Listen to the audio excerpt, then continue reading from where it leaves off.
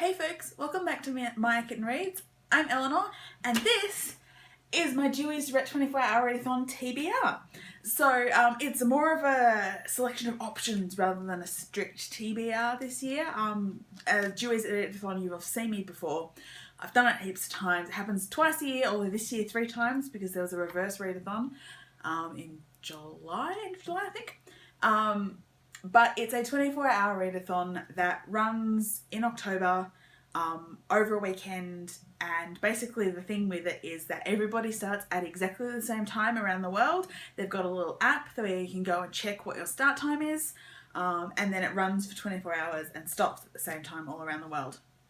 So I haven't actually checked what time I'm starting yet, but it's usually for Australia about 10 or 11 o'clock in the evening on the Saturday evening. So that's when I'll be starting, and I usually try and read as much as possible, and I've booked the Monday off work so that I have recovery time, because reading for 24 hours, even though I sleep for maybe 7 hours or so, it leaves you with a bit of a reading hangover. But this is my TBR. So like I said, it's quite ambitious. I'm not going to read all of these, but I want options. And this year I actually did a bit of a check on my reading goals before I chose my TBR to see where I was doing well and where I was falling down. Now, my diversity of reading is quite good.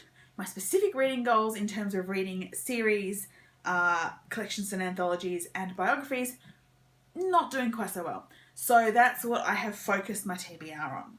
So we'll start with the collections and anthologies that I am looking to get reading. Now, this first one, I don't know whether I'll still be reading it by the time of the readathon because I'm currently reading it.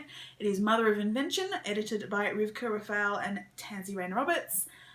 This is a 12th Planet Press anthology of stories about artificial intelligence, but artificial intelligence either created by women or artificial intelligence that is women, that is female, or non-binary. There's some non-binary stuff in here as well. But basically it's exploring the idea of AI created in a non-male environment. So, yeah, that's what I'm looking at. Like I said, I'm currently in the middle of it. I'm going to be trying to read it this week. But if there are any stories left when the readathon starts, then this will be the first anthology that I pick up. So, yeah, so that is on the list. The next thing I grabbed, and to be honest, I grabbed most of these things based on how long they were. So I grabbed the shorter end books, like books on the shorter end of the scale. And so we have this, which is Showtime by Noelle and Harris. This is one of the 12 planets. It's a little collection of short stories. I'm not really sure what a lot of them are about. I think it's a little bit more on the horror side of thing, which is a bit odd for me. But I grabbed it anyway because it's like literally 4 short stories. I think this is the last, it's not the last one of the series that I haven't read, because there's a few that I'm not going to read because they're definitely not my cup of tea. But I think this is the last one that's sitting on my shelf. So really good for readathon because it's quite short. So hopefully I'll get a chance to pick that up. And the third anthology slash collection that I picked up was this one. It's called The World's Next Door, and it's edited by Tehani Wessley. It's a Fablecroft book. It's a bit of an old one, but it's stories about worlds. So worlds next door, worlds that aren't ours, the worlds that you find under the bed and in the closet.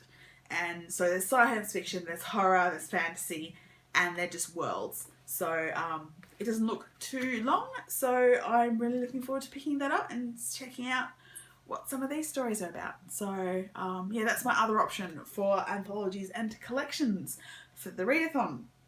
Now, it's not one of these things, but I always have some graphic novels available for readathons because they make a really good break for my eyes and my brain, because you get pictures instead of words. There are words, but you know, they're a bit of a break. So I have 3 on my TBR. So the first one is Ms. Marvel Mecca by G. Willow Wilson, and it is volume 8. So that is the next volume of Ms. Marvel. You know I love Ms. Marvel, so I continue to read it. Then I have The Unbeatable Squirrel Girl, Like I'm the Only Squirrel in the World by Ryan North and Erica Henderson. And this is volume 5 of Squirrel Girl. So this is always hilarious, and so it'll make a really good light reading for the readathon. And then, of course, I have volume 5 of Lumberjanes, Band Together, because Lumberjanes by Noelle Stevenson is always awesome, again, for a readathon, because it's just feel good and fun, and it's all about girls, and you know I love it. So those are the graphic novels that I have on the list for the readathon. So I also have a bunch of books that I can choose from that are in series that I have already started. So that was one of my goals for this year, was to try and catch up on some of the series that I have started and not finished. So we have Restoration by Angela Slatter. This is brand new. It's the third book in the Verity Fassbinder series, which is supposedly a trilogy. I'm really hoping it ends up being more than a trilogy, but for the most part, it seems to be a trilogy, so this will be the last book. Certainly the last book that has been announced. So this is the story of Verity Fassbinder, who is half weird, half human. She lives in Brisbane, and she sort of straddles two worlds because she's half and half, and is a bit of a private investigator, and she's on a mission.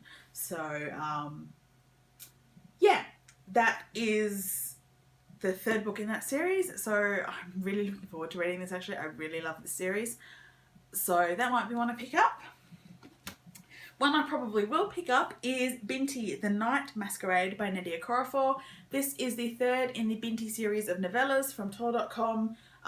And it's the final one in the trilogy, so it'd be really great to pick this up and finish that off. I really love the Binti trilogy, and Binti Home, the second book, actually ended on a bit of a cliffhanger, so I can't believe I actually haven't picked this up yet. But it's a novella, it's perfect for a readathon. So I'm really hoping to pick that up because Nnedi Okorafor, you know I love Nnedi Okorafor. I also have Burial by Kerry Greenwood. This is another Friday Fisher mystery. So if I'm looking for something a bit different to science fiction and fantasy, I can pick up some crime. Some Australian crime set in the 1920s. You know I love the Friday Fisher series. I love the series on television. I'm really looking forward to the movie that they're currently working on that I kickstarted. And this is the next one in the series. I can't remember which number in the series is. It's like 7 or 8 or something like that. But yes, so again, a series I am continuing to read and hoping to make some progress on. And the final series book is Wintersmith by Terry Pratchett. This is the third of the Tiffany Aching mini-series of Discworld novels. I reread both of the previous Tiffany Aching books earlier this year, so really looking forward to picking up the third one and seeing what Tiffany Aching is up to this time. If I pick this up, it'll be fun, it'll be funny, and it'll probably be a pretty quick read. So, again, perfect for a readathon. And then the third category of challenge that I did for myself this year was to read biographies, which I'm also not doing so well on. So I picked up one biography to read for the readathon if I get the chance, because I basically picked up one that looked, well, thin for a biography. And that is Lady Jane Grey, A Tudor Mystery by Eric Ives.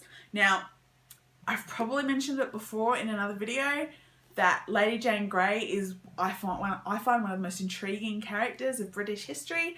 She's also known as the 9 Days Queen.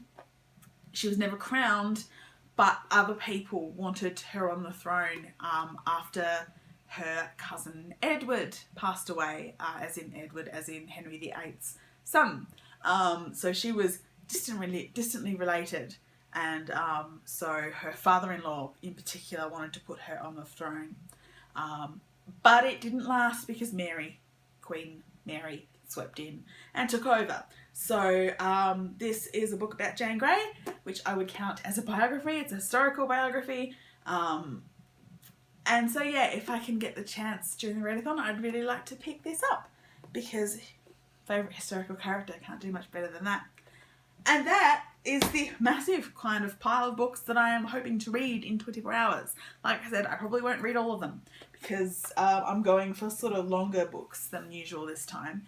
But I'm hoping to actually get a reasonable amount read. So yeah, that is my TBR for the October 2018 Dewey's 24-hour readathon. Let me know if you're participating in the readathon. Let me know if you're intrigued by any of those books.